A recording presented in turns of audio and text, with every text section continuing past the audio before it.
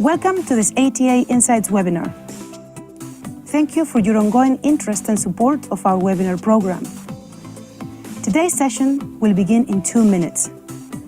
ATA Insights Webinars is an online platform for the dissemination of professional renewable energy knowledge across international borders. Our aim is to democratize access to information, for innovation to spread faster, and to make the industry more competitive. And we do this through our online sessions, open to all our members. Every year, we do more than 100 sessions with over 250 speakers, 50,000 attendees from more than 50 countries. To participate in the session today, use the chat on the right-hand side to introduce yourself, your company, and where you're joining from. Under the screen, you will find the Q&A box, where you can send your questions for the speakers. We will get to as many as we can today. We're recording this session, and we will send you a link to the materials in a few days. Please consider supporting our content creation for the webinar program. Contact us on the email on screen.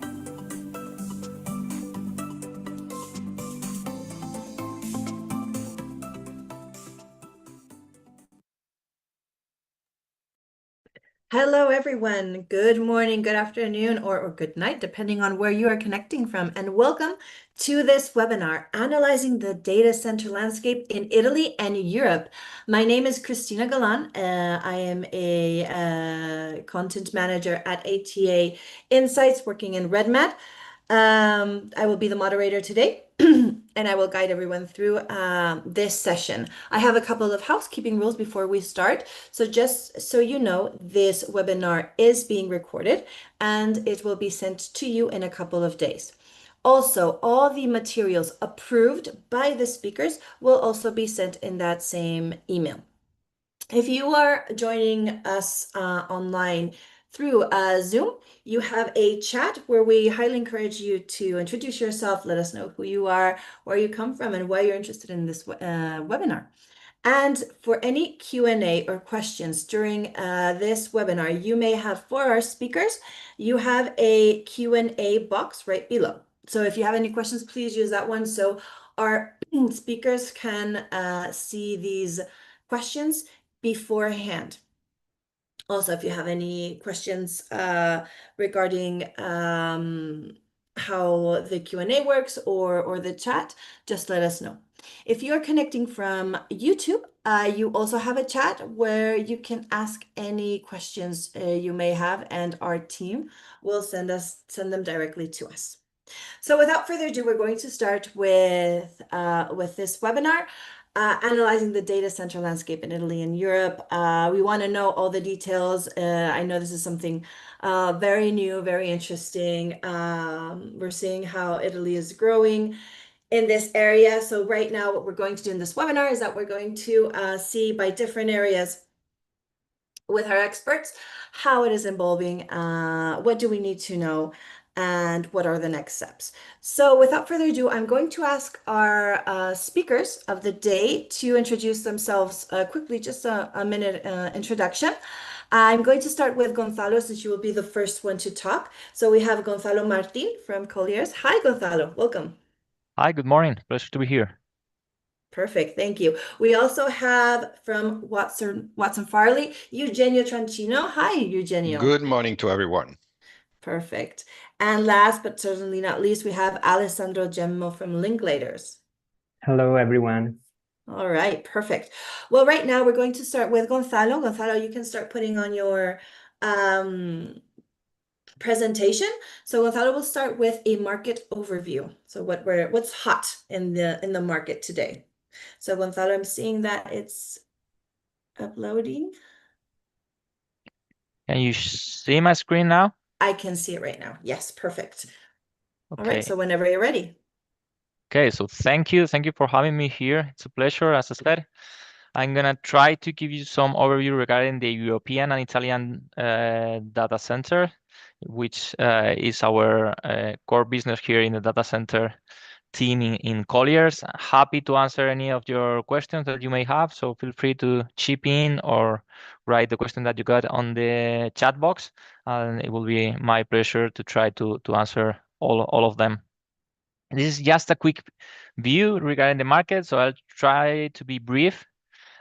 Just some basic concepts at the beginning of my slides. So what's a data center? Is as you all know, it's an asset. It's key for digitalization, and its main characteristics are that it's just in the middle between. It's a critical infrastructure in the middle between real estate and infra business, but it's very capital intense. It's counter-cyclical, as we saw during the COVID pandemic. Is sustainable, because if you look at the annual accounts of every single operator, they dedicate most of them to the ESG part. Of course, it's very profitable. Yields is not a subject of today, but yields are quite low compared to other asset classes that you can find in the market. But it's also very specialized, so it's not easy to find information regarding the markets, and I believe that's part of what we're doing here, try to bring some light to the market. And who the main players are, not only in Europe, but also in around the globe. Three kind of players that we can find in the market. Hyperscalers, that they use their facilities to provide their own business. Usual suspects like AWS, Google, Microsoft, etc. Colocation providers that host in their facilities business of third parties, to big consumer of data like banks, telcos, insurance companies, and sometimes also hyperscalers. Usual suspects around Europe and Italy, Data4, CloudHQ, Equinix, Cyrus1, etc. QTS, that is owned by Blackstone. And last but not least, retail providers that provide services to small and medium enterprises in their data center facilities. All those three type of players can host and can manage artificial intelligence activity. Okay, we can go deeper into that afterwards, but that's the main players that we got on the market. If we take a look into the European current pipeline and the market, it's quite it's divided in what we think are three different trends or markets. The first one is tier one markets, flaps, which are called flaps: Frankfurt, London, Amsterdam, Paris, and Dublin, in which the activity started several years ago, and are consolidated markets in which up and running assets are already in place, and in which finding there's quite a constraint on supply, some bottlenecks and quite packed markets. Tier 2 markets, or growth markets, expanding markets, as we call it here in Colliers, that can develop a lot of activity in the coming years, greenfield activity, most of it, in which, as you can see, Madrid and Milan got a great space to become very big players. Also Warsaw and all the countries you see there, and emerging markets in which the activity we strongly believe are gonna be more and more present in the coming years. So as we all know, there is much more demand than supply in this market, and we're trying to adapt ourselves to this scenario and provide projects to the operators that combine real estate, power, fiber, and the demand that they need for the projects. And going into Italy, why Italy? Very quick. They got a very strategic location in Europe. They are able to connect Europe and America to Asia and Africa through submarine cables. So very good strategic location. They got access to renewable sources of energy. They got lower construction costs than the main European markets. And they are positioning themselves as exports to data services. No? As you can see there is a lot of new investment in digital infrastructure, which is being done in the region. So we strongly believe that the demand of this kind of assets are already there, and it's gonna continue in the coming years due to these factors. So some ideas that we wanted to discuss.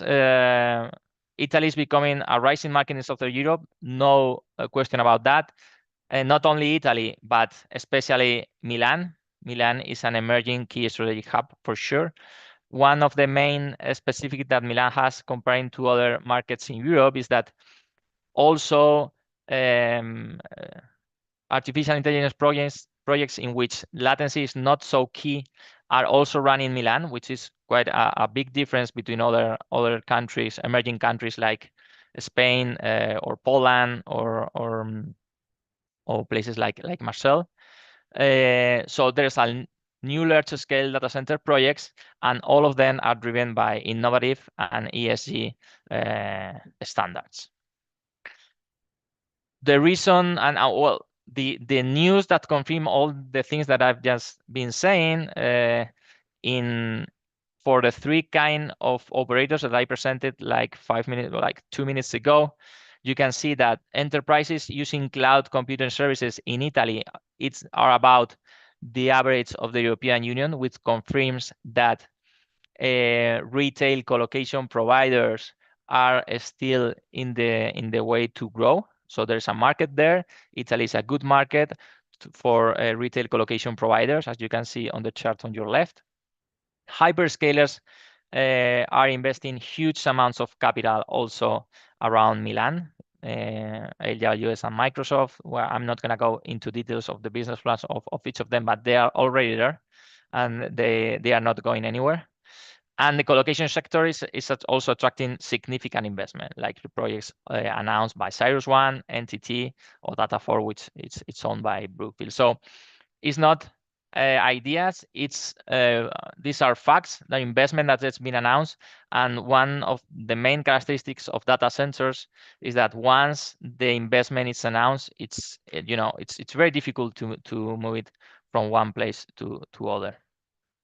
Another very important, as I said before, very important characteristics of the Milan market is that they are also running AI as a hub.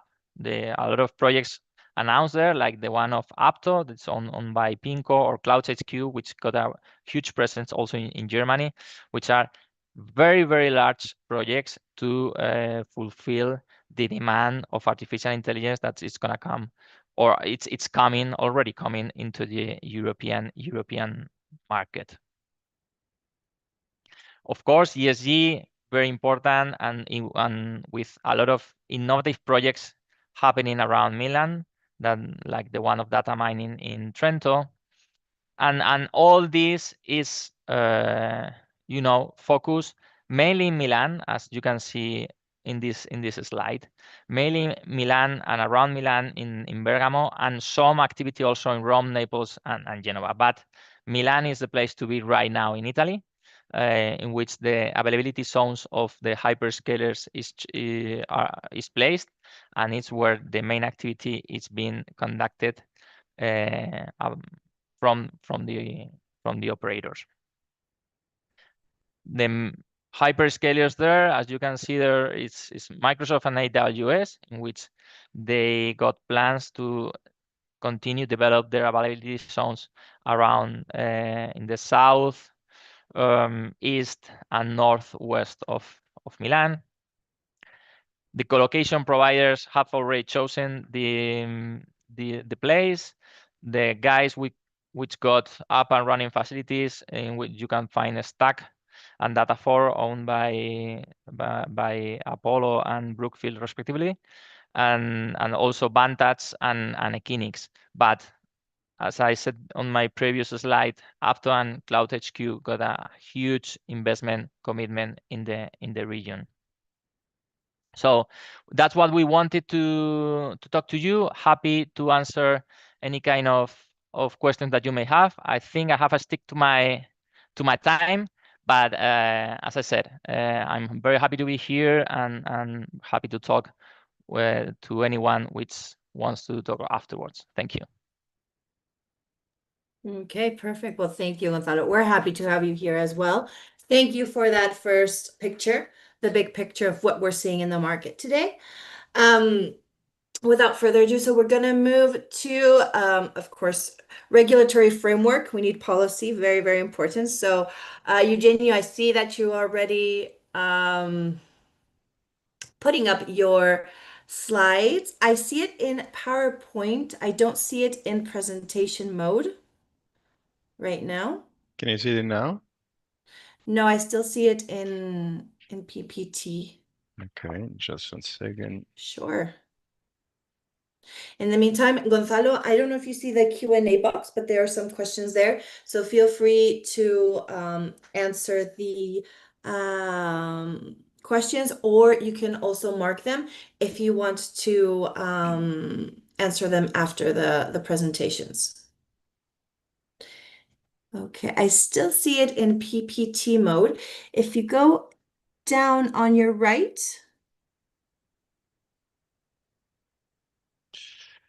Can you see it now? No? no, not yet. I still see it in there. I'm seeing you're pressing the button.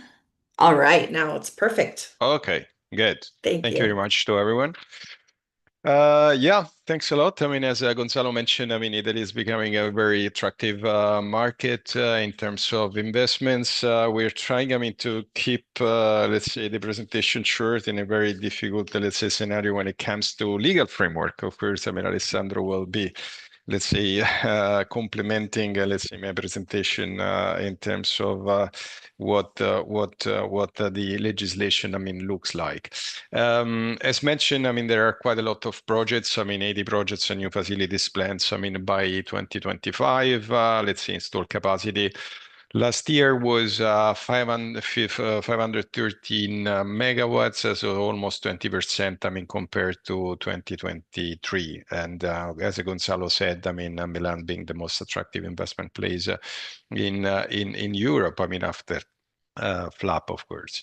There are, I mean, when it comes to legislation, I mean, of course, we had, let's say, we are still dealing with the, let's say, sort of bilateral, let's say, scenario where you have, let's say, regional and municipality and provincial, let's say, legislation, and the Italian state government, let's say, legislation, especially relating, I mean, to environmental impact assessment and procedures and permitting. So we'll get into that in a second. The interesting news is that there was a draft law. There is a draft law being discussed at the government level. I mean, a delegation to government for the organization and technical development of data centers, which is a very good sign. And we'll talk about this in a second. Hopefully, Italy will be adopting, I mean, its own law quite soon. I mean, delegating the government on a number of matters, which will probably boost and let's say the development of those projects.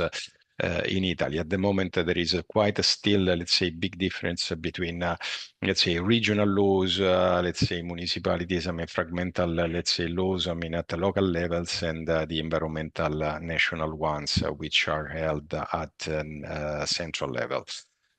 So big difference between brownfields and greenfields, of course, I mean, from an environmental perspective. So I was actually mentioning whether environmental, social, employment impact is basically state regulation or municipal, provincial, regional that applies. I mean, we as a firm, we have been, let's say, advising a very important French infrastructure fund in a financing of 1 billion on a data center in Milan. So we had the chance, I mean, to be going through all these, let's say, permitting issues and financing of a project which actually has been already built and is it's up and running. I mean, so I mean, we made this fantastic experience. When it comes to, let's say, environmental, let's say, legislation, I cannot mention but the decree of 257, I mean, 2024, which has been enacted by the Ministry of Environment, which actually provides, I mean, some guidelines for the permitting process and the environmental assessment procedures that affect, I mean, data center. I mean, these are all, let's say, data centers which have a capacity over 50 megawatts. They will be required, I mean, to have let's say, what is called environmental integrated authorization. And the guidelines are very useful, actually. I mean, because sponsors and developers, they have a sort of really paper to follow when it comes to presenting environmental authorization at the national level. So there are quite a lot of, let's say, useful indication which stem from mainly legislative decree 152, which is the environmental code, and provides again, quite a useful, let's say, roadmap of let's say procedures that can be followed. So just to mention a couple of interesting points. Let's say I would probably say that environmental impact assessment needs to be, let's say, related, to any effects, significant effects, direct or indirectly, let's say, produced by a plan or project with the on the following factors. So population and health, human safety, biodiversity, land, soil, water, air, climate, whole goods, let's say, historical and cultural heritage. Protection schemes, and also with, let's say, interaction among all these factors that have mentioned. So the Ministry of Environment basically, of course, is definitely aware of the fragmentation of the local legislation. So they make reference, quite a lot, to local and sectorial, let's say, legislation, which are valid and effective at the local level, where municipalities and what is called the areas, metropolitan areas, in terms of conference of services, would need to be, let's say, asked for permission in terms of environmental impact. So I just wanted to mention, a couple of, let's say, points in these regards. Especially, on the what is called social economy and employment benefits, where it is explicitly mentioned in the guidelines that these projects should, as much as possible, avoid local concentrations in order to avoid the possibility that these projects will be impeding, the diversification of activities, industrial economy, and aimed at increasing, employment at the local level. So the concentration would probably make, these, let's say, potential development of boost, let's say, of those infrastructure projects, less attractive from a central law perspective. And the second one, which we'll discuss in a second, even, let's say, later, which hopefully we'll touch upon, is the mitigation measures and compensation measures. I will immediately switch, to the Lombardy guidelines. So we have, let's say, the national guidelines for environmental, let's say, impact assessments and procedures. So we also had a very interesting, let's say, local, Lombardy guidelines for the selection of the sites and environmental compatibility of urban integration. So, this is a very short, let's say, summary.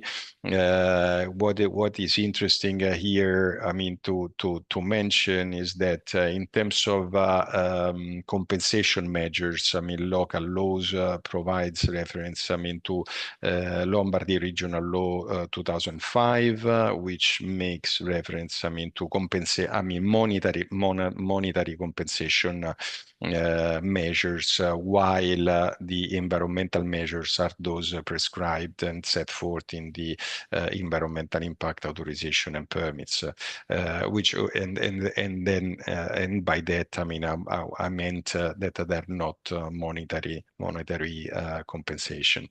So the problem, not the problem, but generally speaking, of course, the regulatory ambiguity ambiguity, it's important, I mean, that is somehow, let's say, resolved, let's say, both at the national level, at the international level. Of course, the regional initiatives like Martin are filling the gap, but also highlight the need for national coordination, which hopefully will be addressed by the conversion into law of this draft law, which is sitting at the Chamber of Deputies and that was presented in June 2024. So that I would just wanted to mention before handing over, I mean, to the next panelist, I mean, that environmental measures that I mentioned, I mean, can be really summarized as in this slide. I mean, environmental integrated authorization from 10 to 50 megawatts onwards, which would require either environmental screening, which will basically entail the non-sub eligibility of the project for environmental impact assessment procedures, or the actual full EAI. And of course, I mean, the full EAI, I mean, is definitely required and is compulsory for projects having a capacity higher than 150 megs. In terms of compensation measures against, I mean, the guidelines from the Ministry of Environment makes a specific reference that those related to the environmental legislation are in addition, on top, and independent on all measures which might be eventually be required at the local level from regional laws stemming from urban and real estate legislation. So I hope I stick on my, let's say, 10 minutes, and I'll hand over to Alessandro then. Perfect, Eugenio. Well, thank you so much for that very timely, I have to say, both Gonzalo and you have been on point of your presentation. Thank you also for clarifying a lot of things and what's coming up next in the regulatory framework in Italy. We are going to pass on to our last panelist, Alessandro. So Alessandro, whenever you are ready, you can show your presentation. Yeah, sure. Now you should see it in full screen. Perfect. All set. Yeah, thank you. Thank you very much. Really glad to be here. And basically here in this short presentation, we'll go through the key aspects regarding the supply and the connection challenges that concern data center. The key point is obviously that the data center is an energy intensive asset. So these require a large stable power supply.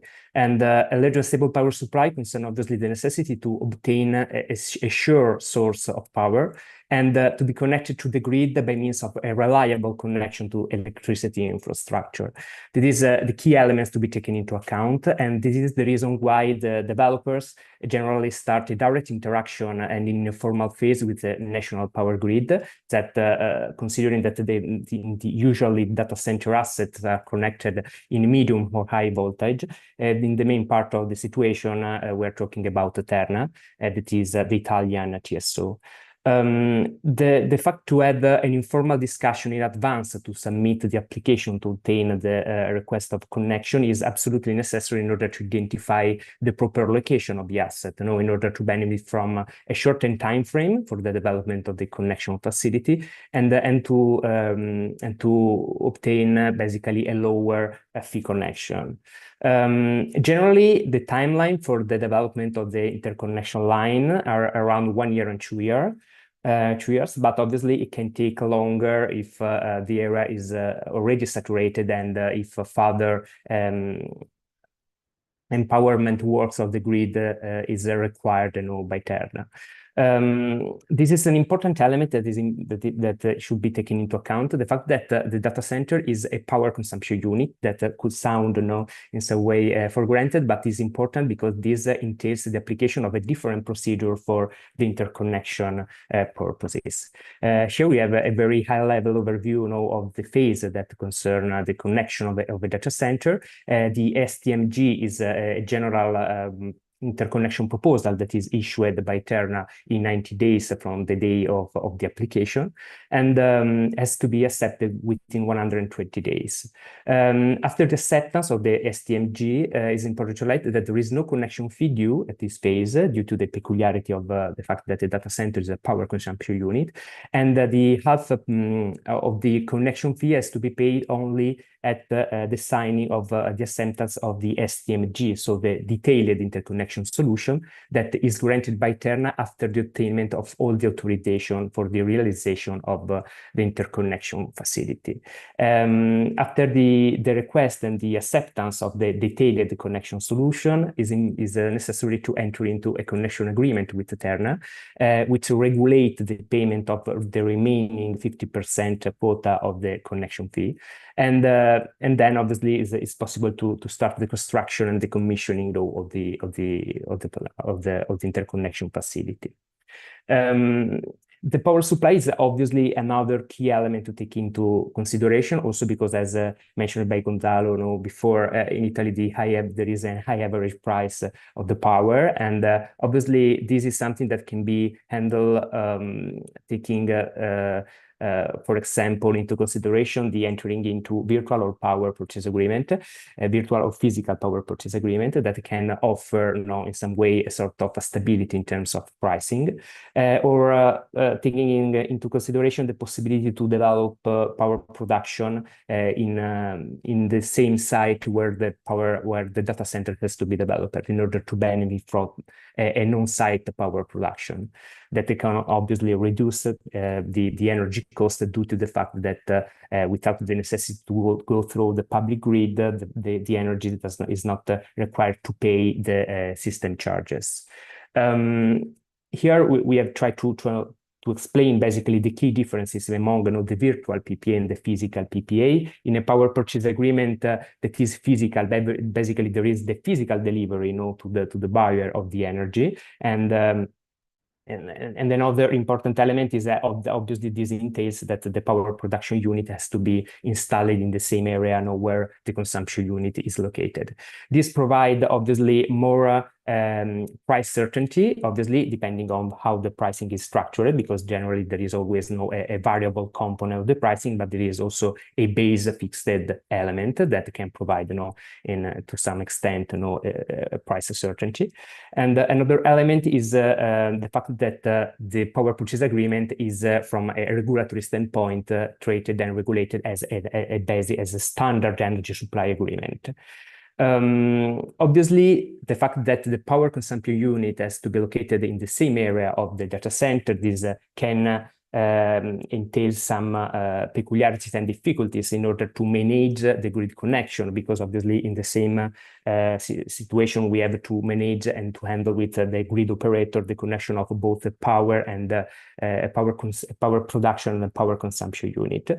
And so this is particularly important to take care about the point of delivery management and the granting of the necessary rights to both the producer and the consumer of the power.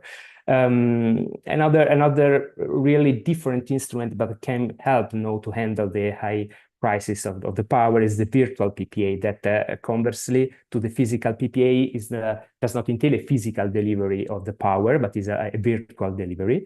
This grant a flexibility in terms of location, because it doesn't matter where the power is produced. But this obviously considering the intrinsic financial nature of this kind of agreement is more exposed to the market price movements. So obviously something that has to be taken into account. But this is compensated by the fact that from a logistic perspective, obviously it's simpler to enter into a virtual power PPA, because it's not necessary to take into account, for example, the connection to the power grid, and it's possible also by means of this instrument to supply several data centers or several projects by means of the same agreement. Here we try to identify the key elements to take into account from a strictly regulatory perspective. The first one is the one that already mentioned Eugenio, the fact that we are talking about a multi-layered permitting procedure, because it combines an environmental and a building and a connection grid authorization procedures that has to be handled and coordinated. It's important to take into account the fact that we are talking about a power consumption unit that having a different interconnection procedure is subject to different duties. For example, the reporting duties that is quite different from the notification duties applicable to a power consumption unit, a power generation unit. And also it's important to take care about how the power now will be supplied. So taking into consideration the possibility to enter into a dedicated power purchase agreement. Another important element is that given the fact that the Milan area in particular, but in general, the Italian market is experiencing a high volume of requests for connection, there is this phenomenon of virtual saturation that can entail the potential change in legislation. That is, for now, there is a draft of legislation that are taking that are trying to manage the virtual saturation for the power production units, but obviously in this field, considering the growing request of interconnection for power consumption unit, we cannot exclude that is something that could be taken into account. So coming at the end, with some practical tips. The first one is for sure the necessity to engage directly with the grid operators in advance before the request of submission, because assisting several clients, we see the availability of Terna in particular, but also of the other grid operator to provide and identify the best interconnection solution before the formal submission of the request. That is an important element because can help to handle it, to minimize the capex for the development of the asset. Another important element, as I said, is try to differentiate the power sourcing production and supply by means of several instruments. I say the PPA, but also battery storage system is something that can be taken into account, and also the on-site generation by means of geothermal or other power production unit. And so obviously developing this kind of project require a coordinated and the development together with the data center project, in terms of, in order to benefit from the coordination of the relevant authorization procedure. Another important element is try to build a strong relationship with the local authorities and the grid operators, as I said, because likely there is openness by the public institution to discuss and to identify the best solution for the development of this kind of asset that is well accepted by the local territories. That is something that is particularly a good point. And the last one is the fact that, as already mentioned by Eugenio, there are several change in legislation that is expected to be adopted in the coming month. So for sure, it's absolutely necessary to take care about what the legislator is thinking to introduce in the next month in order to benefit from the best authorization procedure for the development of this asset. I hope to be within the time frame.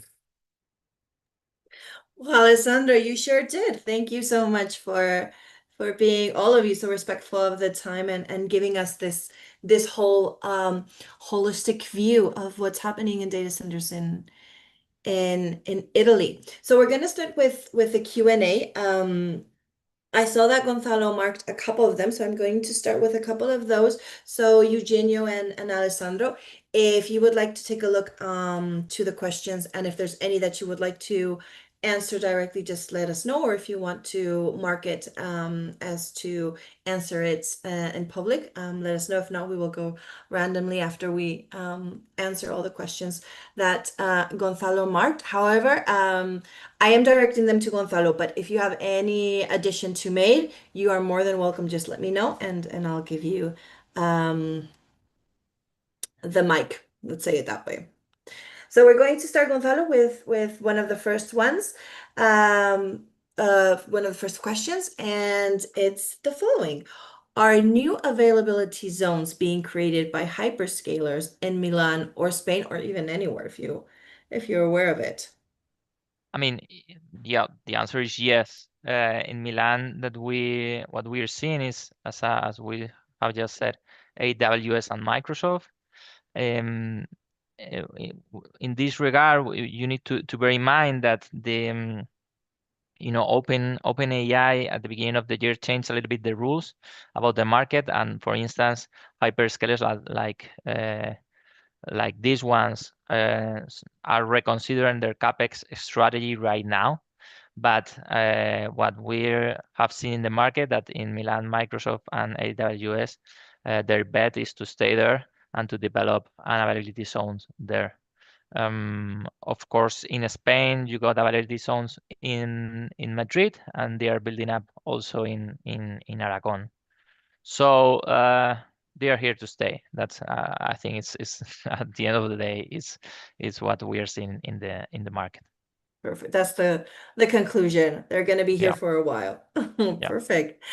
Good. Next question. What are average powered land prices in Milan, and how far from the city are projects still suitable for hyperscalers? I would also like, this one's for you, Gonzalo, but Alessandro, if you also have any addition to comment, just let us know. I'll Please. try. Sorry. No, go on. You were going to try to answer.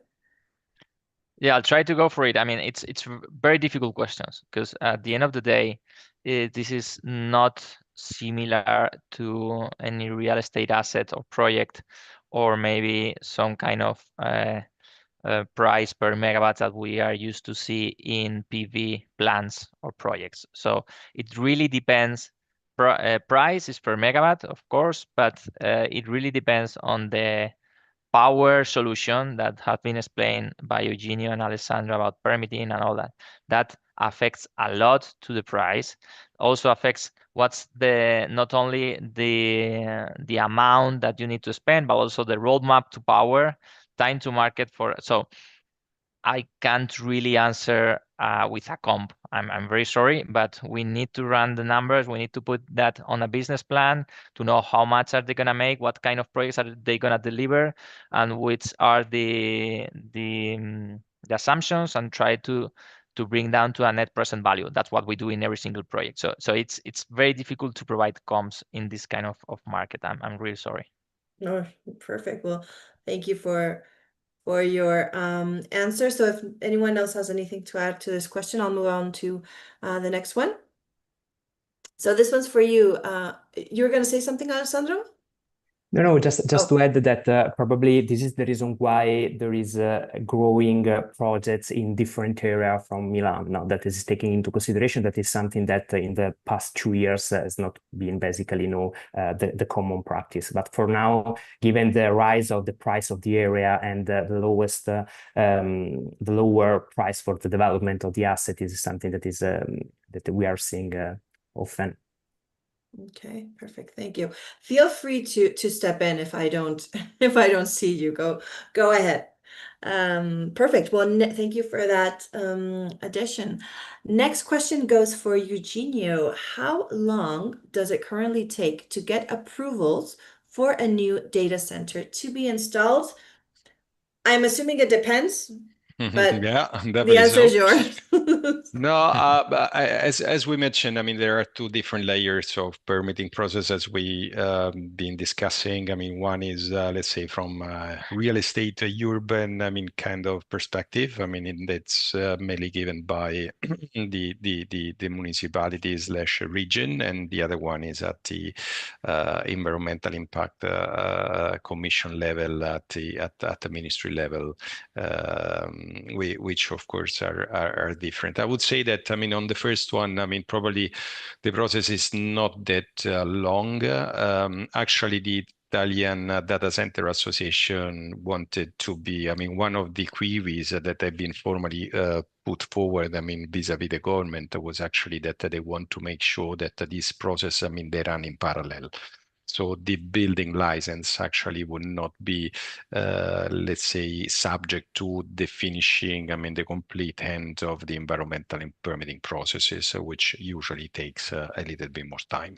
So coming to the answer, the environmental impact assessment process, I mean, by law should be finished within 130 days, but this term is never met.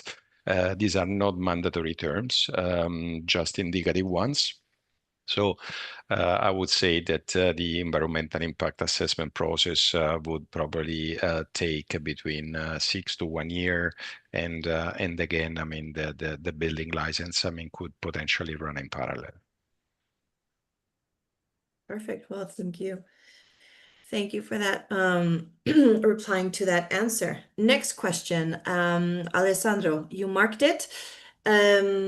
Goes as from Luca. Do you know if there are any off-grid data centers currently under planning in Southern Europe? Yeah, it's a very interesting question because there is a way not to circumnavigate the obligation to in some way coordinate also the grid connection aspects and also the relevant permitting issues that is related. We are not aware of any development of this kind of asset, but also discussing with the colleagues of other offices in South Europe. But I would like to highlight that there are developers that are trying to set up isolated power production unit not connected to the grid in order to provide a secondary power supply to fuel basically the data center. That is an interesting view because it's something that is structured in a way to avoid to basically to pay the timing required for the authorization of the power production unit vis-a-vis the grid operator. So it's an interesting element in my view. Gonzalo, go ahead. Yeah, just, I mean, I completely agree with Alessandro. We are seeing some off-grid projects in Dublin and Germany, and also some being planned in Spain, but it's very uncommon yet here. Okay, perfect. Well, thank you for that answers.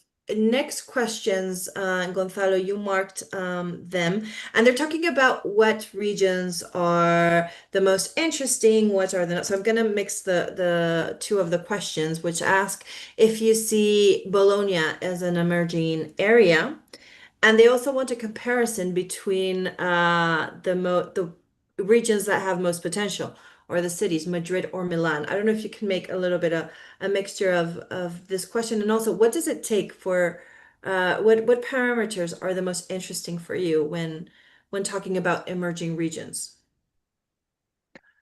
Oof, that's a lot Did of I questions confuse you in a one. lot, right? Yeah, Let's start I'll one by try. one. Sorry. No, I'll try to go for it. I'll try to go for it. Okay. So, yes, it is possible to set up new projects in delocated locations. We're seeing that around Europe, in which latency is not a key issue. We see there in projects that are built up to run most of the times training artificial intelligence facilities, not inference, but training. That makes sense. Yeah, and in those projects, what the operators once more is to have a very clear time to market, very clear road to power, and have the support of the public administration. That's the key issue there. So it makes sense to bring projects to regions in which that are exports of energy, that produce energy. That makes sense.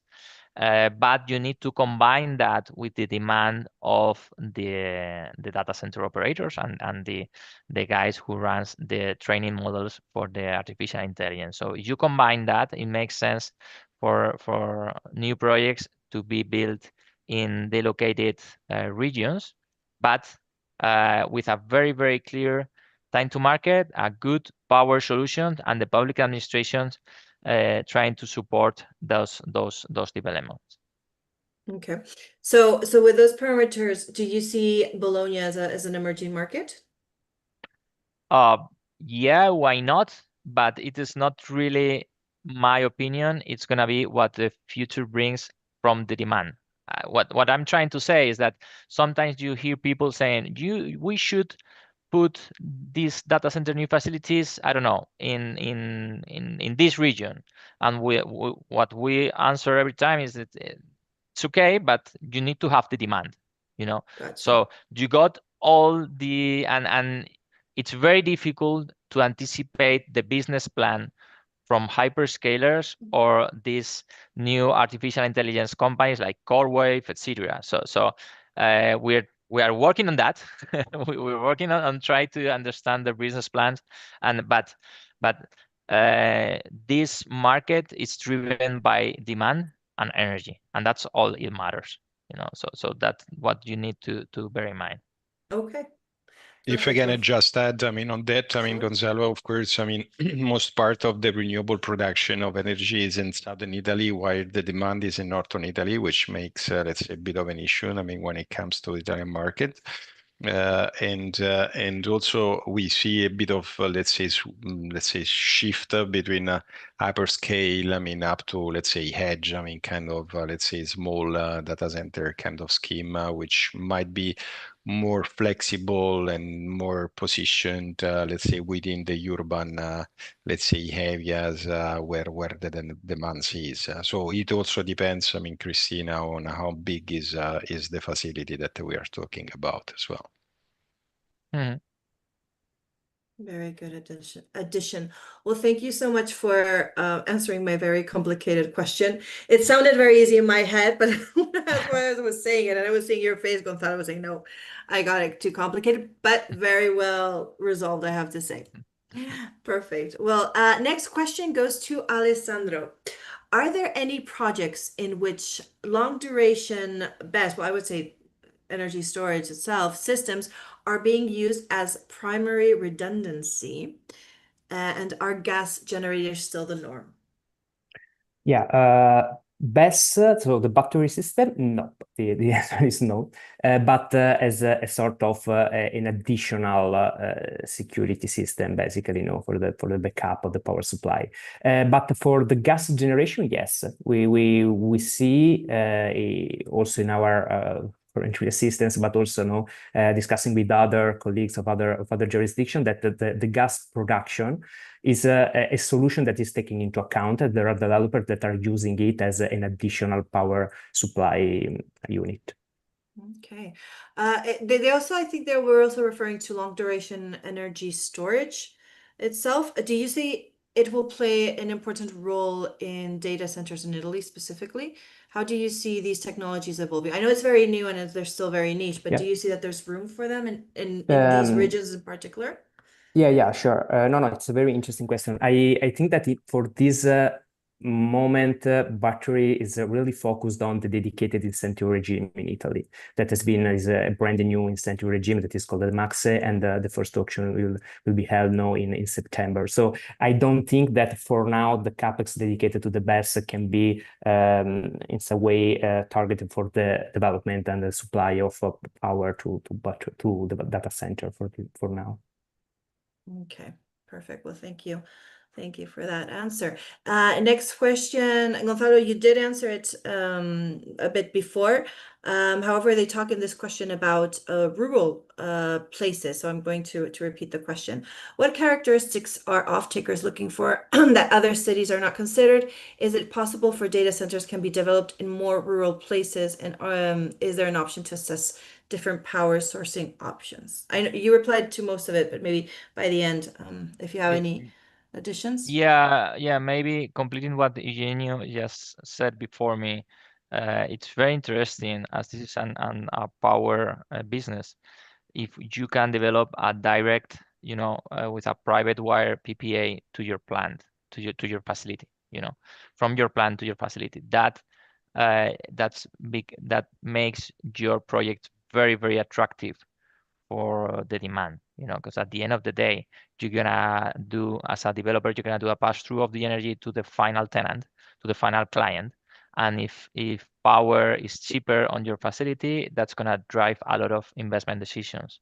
And that is usually run, at least for instance in Italy, and in most of the regions of Southern Europe, in the south of the country, So it's a competitive advantage if you're able to develop a facility near the source of green energy and also cheap energy, but always being driven by the demand that comes from the tenants, the operators.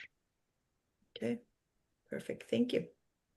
And in this respect, I mean, the public authorities can play a very important role because, I mean, when it comes to, let's say, the big data center facilities, I mean, of course, Rome is where, I mean, the public authorities are, I mean, public administration, and you have lots of needs, I mean, for, let's say, storage of data. And of course, again, as Gonzalo mentioned, I mean, the renewable, let's say, production is mainly based in central south of Italy.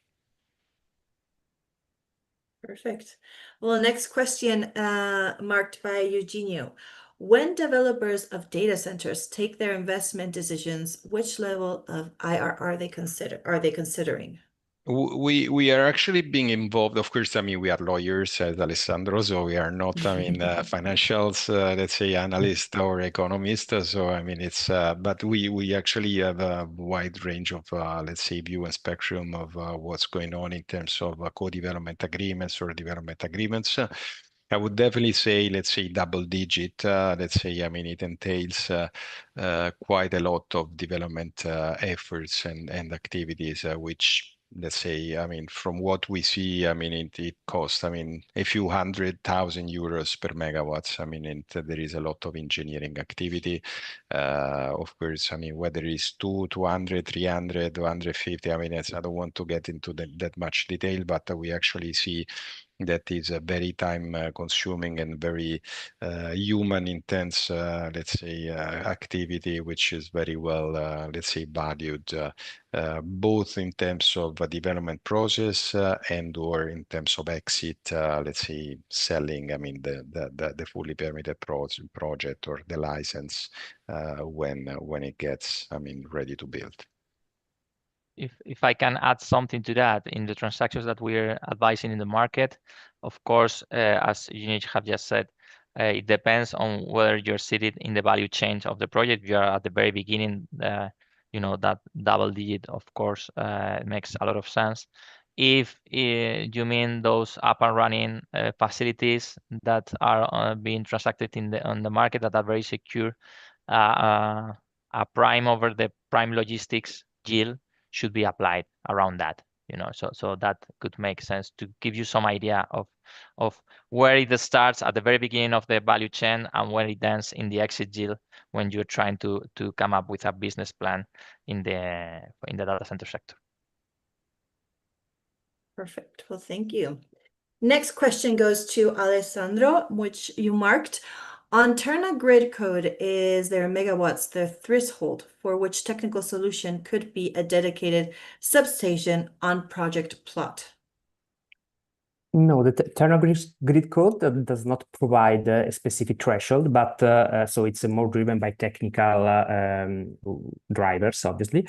But in our experience, each data center required a dedicated substation, because it's very, in particular, if developed in around the Milan area, because it's basically a saturated grid, and for development of this kind of higher and intensive power consumption unit is required to develop their dedicated substation. Perfect. Thank you. Next question, which you also marked. Do you think that data center facility could give also flexibility services to Terna in the future? Mainly related to BESS, but you already said that BESS is a go-getter here. Yes, another interesting question. In my view, but also as a more legal advisor, no, but for one simple reason: the flexibility service required the flexibility to interrupt the consumption of energy, and is something that itself cannot be provided by a data center unit that for no, it's how can you say, for its daily activity required a stable power consumption. So in order to have access to this kind of market managed by Terna, it is required at least to have a battery storage system, for example, integrated in the data center. But I am afraid that is not the kind of asset that can be dedicated to attend to this kind of service. Perfect. Okay, thank you. Well, we have 3 last questions. Let's see if we can answer them briefly and finish the webinar on a very high note, I have to say. So, Gonzalo, in terms of megawatts installed, Madrid or Milan? Which market has a better future? Both. Both, no doubt about it. No doubt about Good it. answer. No, Very political one. Very no, diplomatic it's one. Very diplomatic one. It's very diplomatic, but it's also our view and the result of a lot of conversation with the operators. Both, there's a huge demand for the European market. They got very huge advantages, and projects are complementary. I mean, can be in both countries. You need to be in both places, and we need to compete with other regions around the globe. The more projects that we got in Southern Europe, the more business we can attract to our region. So when we see a project being announced in Madrid or Greece or Marseille, it's good news for the market. We are competing with other regions around the globe, but we got very strong business advantages. So both. I will bet on Milan for sure, and I will also bet on Madrid. Perfect. Great. Okay, next question, Eugenio. This one's for you. How much does it cost to get a data center fully permitted and ready to build? As mentioned, I mean, the development process, I mean, would cost, I mean, a few 100,000, let's say, euros. I mean, in terms of, let's say, engineering, development activity, I mean, land securitization, let's say, I mean, fees at the national level. So I would probably say that is something in between. Let's say what we see between 300 and 400, 500,000 euros per megawatt. This is sort of course, I mean, lots of variables, but just to give you a roll bar figure. Perfect. Well, thank you, Eugenio, for that. It's a hard question to answer, but thank you so much. Last question, Alessandro, this one's for you. How the BESS can be integrated in DC? Physically through virtual PPA, do large power consumption in case of physical installation, and oversizing BESS shall be seen to guarantee the required power supply. Another case would be more convenient for DC owners securing energy with virtual PPA. It's You a marked this combined one. question. It's a couple of questions. Just to provide some indication useful. For sure, a physical connection among the data center and the battery storage system, but just because the battery storage system has also the purpose to guarantee and ensure the power supply. So obviously, it's not something that can be thought in a different way, basically. In terms of power supply, I frankly think that the best solution is not to enter into a power purchase agreement from a BESS project, but from a power production unit like renewable energy plants. Because the BESS is obviously considered as a power production unit for the purposes of the grid connection and for all the authorization related stuff, but cannot be considered as a standalone power production unit. And therefore, obviously, in order to guarantee the power supply, it's necessary to enter into a pure power production unit. Okay, perfect. Well, thank you so much, Alessandro, for that question, and our three amazing panelists. I really enjoyed this webinar. You guys answered a lot of questions, gave us a really good picture of what's happening today in the market and what looks like going to be in the near future. So if anyone is interested to know more about data centers, we will have an on-site event in Milan on November 19th and 20th. So please stay tuned for all this information coming up. We have great and amazing companies already signed up, such as Colliers. So they will be joining us. And Gonzalo, are you going to come? Yeah, sure. If you invite me, we'll be there. Yeah. Perfect. Well, I know that you guys are coming, so we hope to have more information in the near future. So thank you so much, everyone, for coming today. We hope to see you very, very soon in other of our webinars. So y'all have a good day and see you soon. Thank you. Thanks to you. Thanks to everyone.